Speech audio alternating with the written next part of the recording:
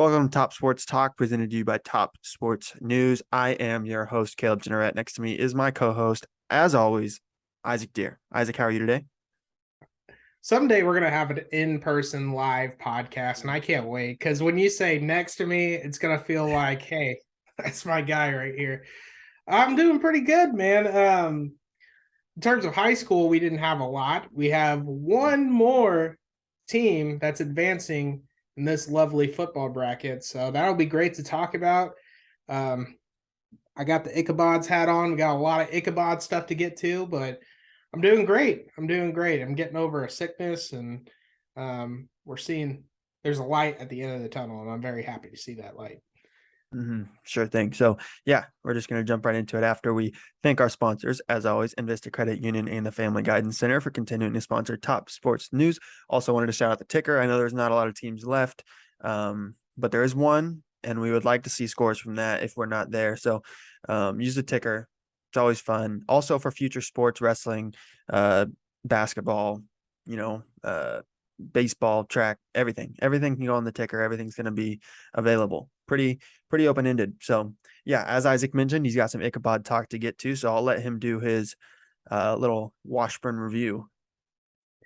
Yeah, and shout out to the Washburn Review. That's the name of the publication on campus too. So that was actually perfect, Caleb. Good job. I don't think you meant to do that, but that was kind of sick. So Hey man, I just got it like that.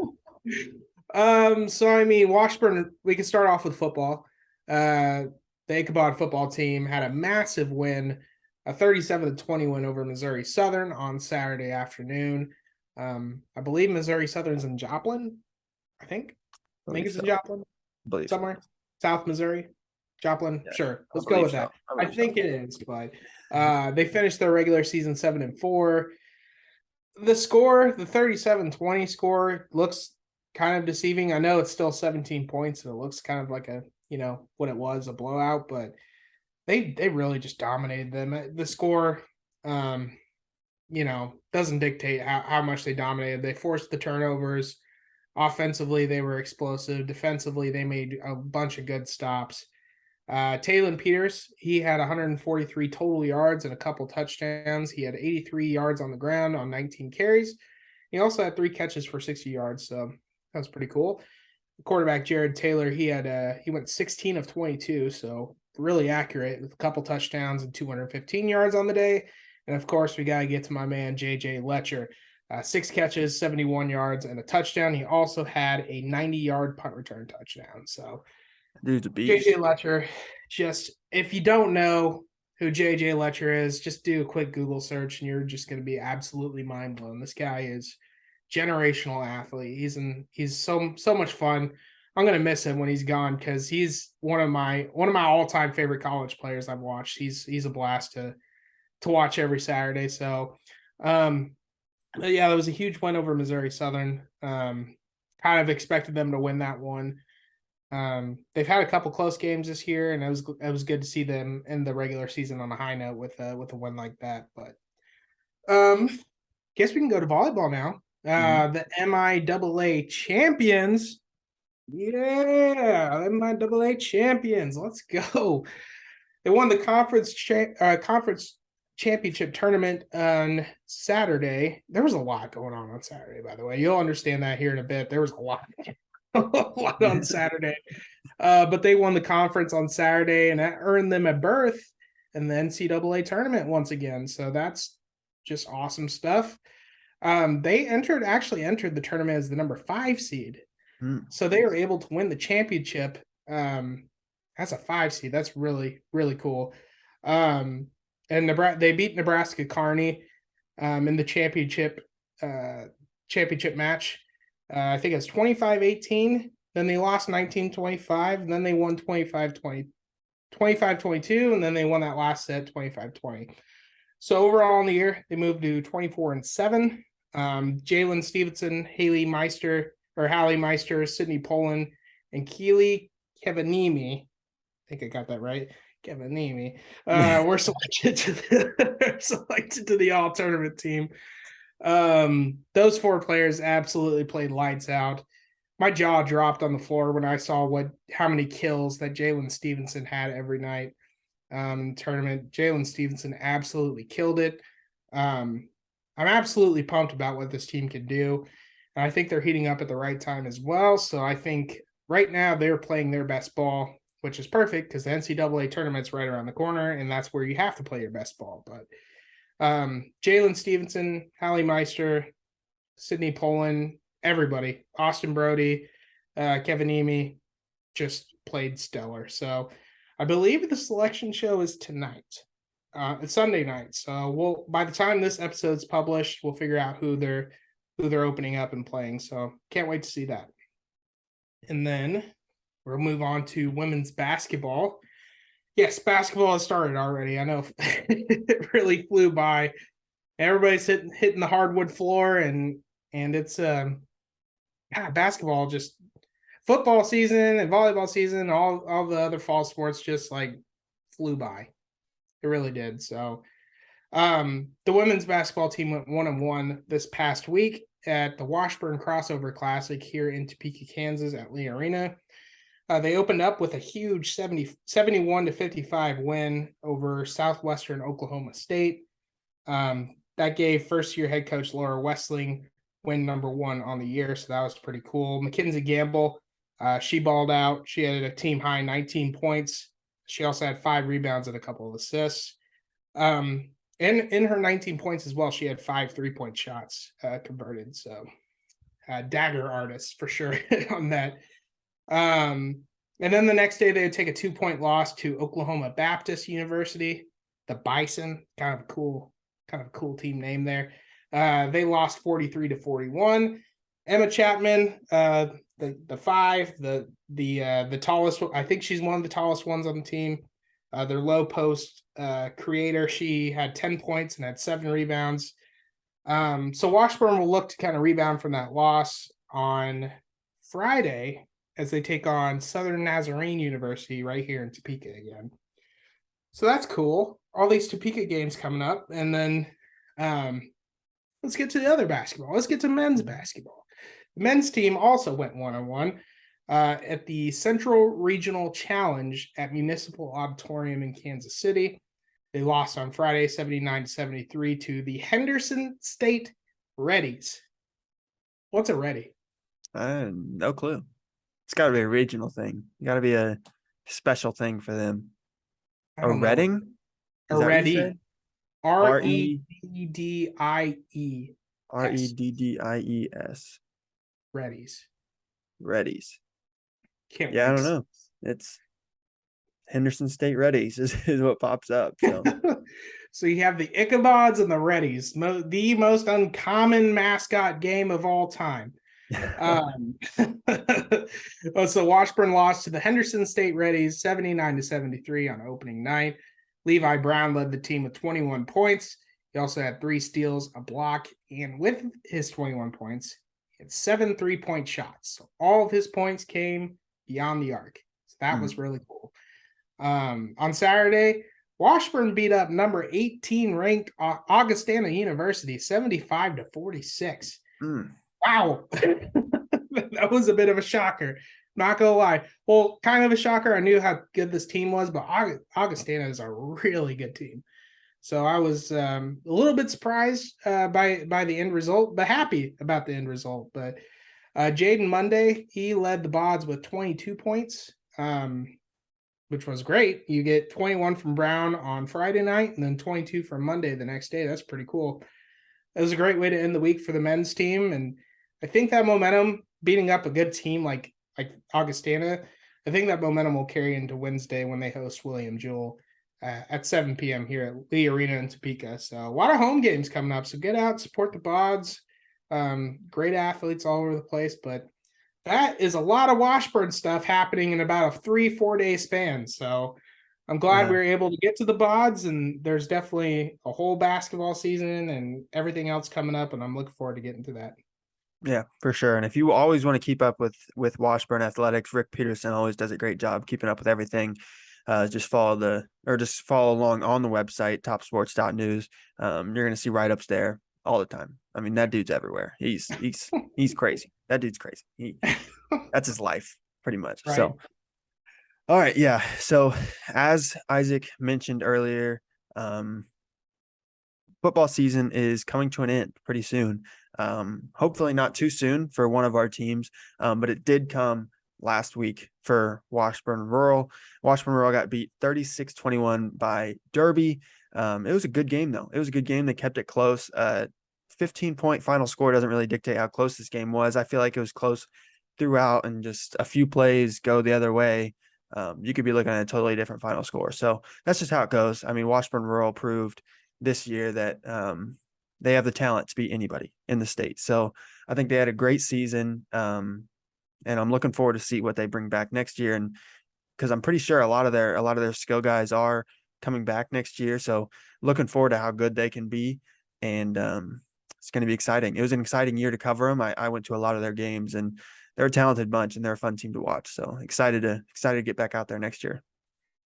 Definitely. I think the last couple of years have been awesome for that group. I think that um they've proven that they are a legitimate top 5, top 10, 6A team, and 6A is an extremely deep class this year. And the fact that Washburn Rural is within striking distance, a touchdown away. I think Derby's won 7 state championships or something like that, something Yeah, crazy. something insane.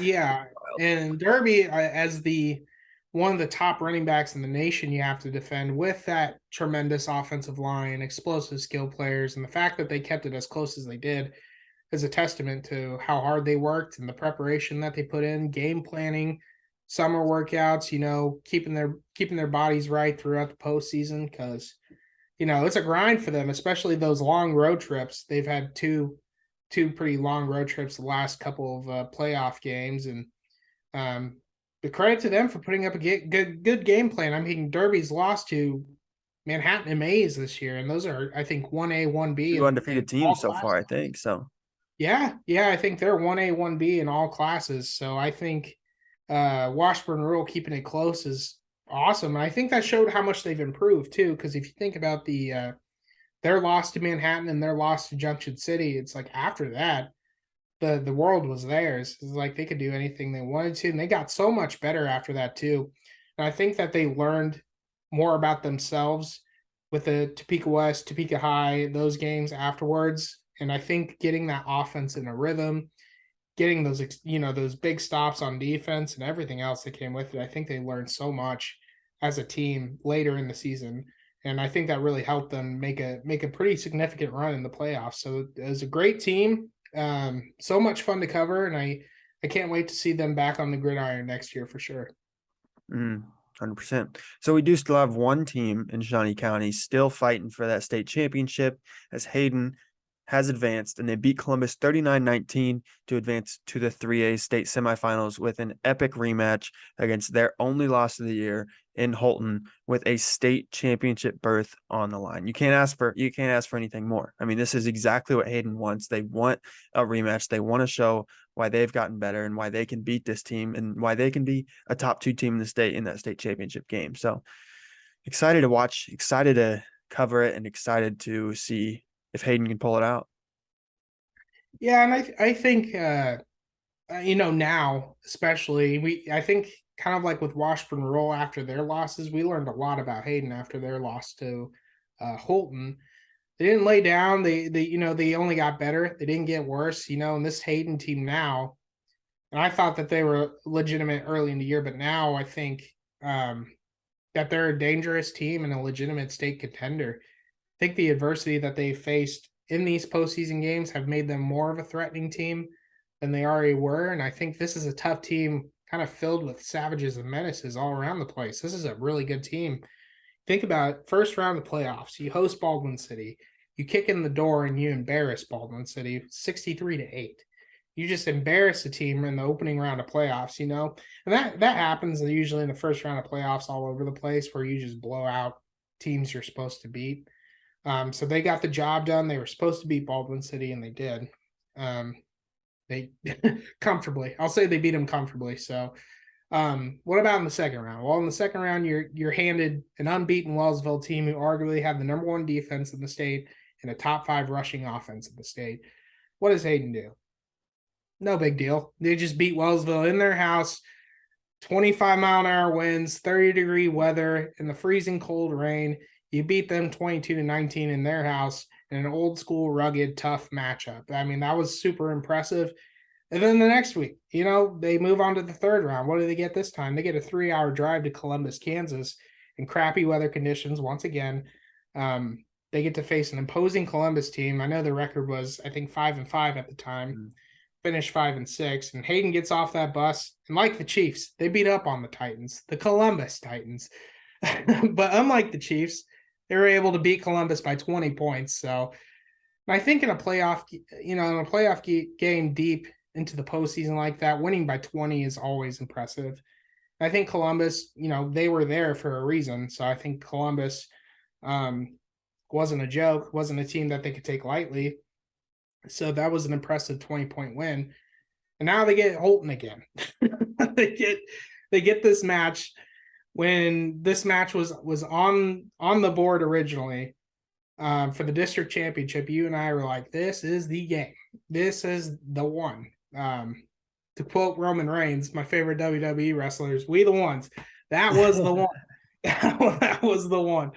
It did not go Hayden's way at all. Holton kicked Hayden's behind the first time, and I think the Wildcat faithful will tell you that. Holton obliterated Hayden. They jumped out to an early 24-7 lead heading to half, and I think they won that 37-13. I'm pretty sure to finish things out. I think so. Yeah, but for Holton, if I'm Holton, I'd want to get out to a fastest start as possible again, like they did the last time. You get Garrison Booth and Jace Boswell in the backfield, getting off to fast starts like they did last time. Because, well, kind of like what I said with JJ Letcher, if you don't know who this tandem is, look them up. Because, when Hayden and Holton met in that district championship game a few weeks back, or I guess it wasn't a few weeks. It's flying by. Probably 5 weeks ago, 6 weeks ago. I don't know I guess. Yeah. Something like that. I don't know. Something like that. Yeah. Well, back when they played for the district championship, Jace Boswell carried the ball 22 times for 197 yards. Garrison Booth carried the ball 22 times for 171 yards and 4 touchdowns. So that's 44 carries, 368 yards, and 4 touchdowns for those two dudes who create a ton of opportunities for Holton's offense and to just be creative and kind of do what you want.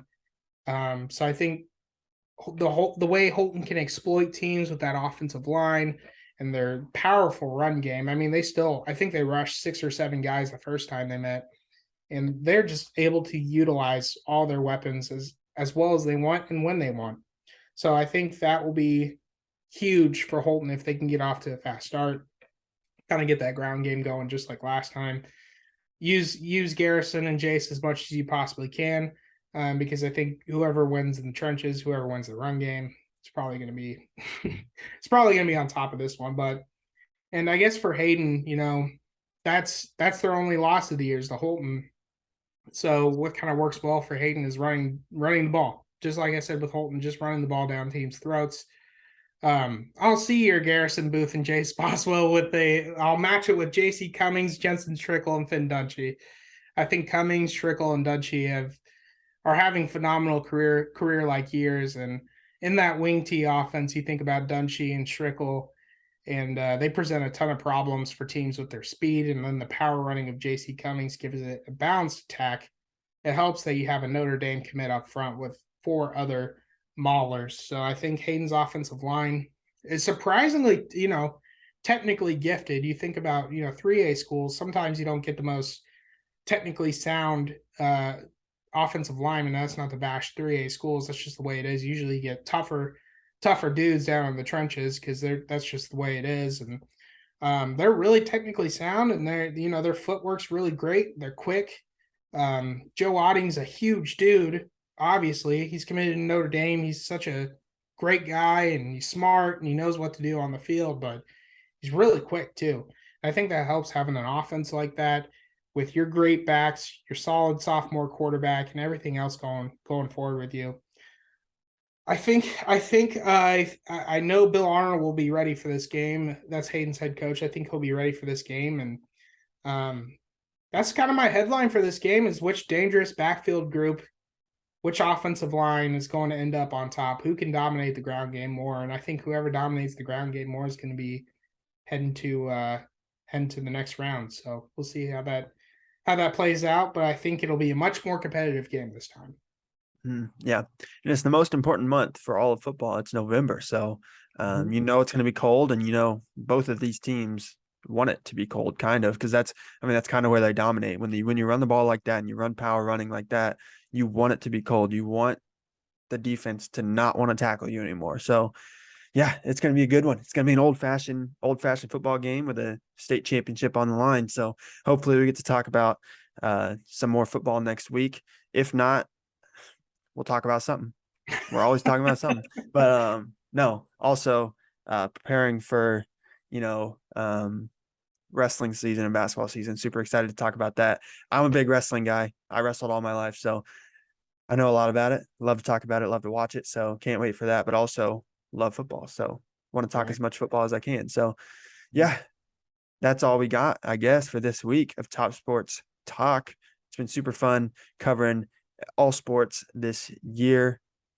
We're not done. I don't know why I keep saying it's like it's a farewell. This Um, fall sports season, most there you go. likely. There you go. Yeah. Yes. If Hayden lasts another week, we're still, in Mhm. the fall grind. I Always. know basketball practice starts tomorrow. Everything else will follow through. So yeah, we're getting close to winter time, my friend. So It's yeah. icy in here. You Icy. cave in and turn the heat on yet? Yeah, I turned the heat on. I don't think it's working. So something's wrong. It's still cold. I turned my heat on yesterday and I realized, oh, it's like 26 degrees, 25 degrees outside. I should probably turn it on today. I So should do I that. caved and yeah, so it's on now. But Yeah, I'm cheap. man. One of these Topeka teams needs to buy a dome. I think I think that they should all come together for the greater good of the people. Everyone just plays in the same stadium, Mhm. or just put a dome over Hummer. One of Yeah, those like one of those blow up ones. It's like plastic. yeah, Yeah. absolutely. I feel like that Or can't be too expensive. put a field inside the natatorium where they swim. There you Just go. put it in the basement or something. Just put it Just do right on top.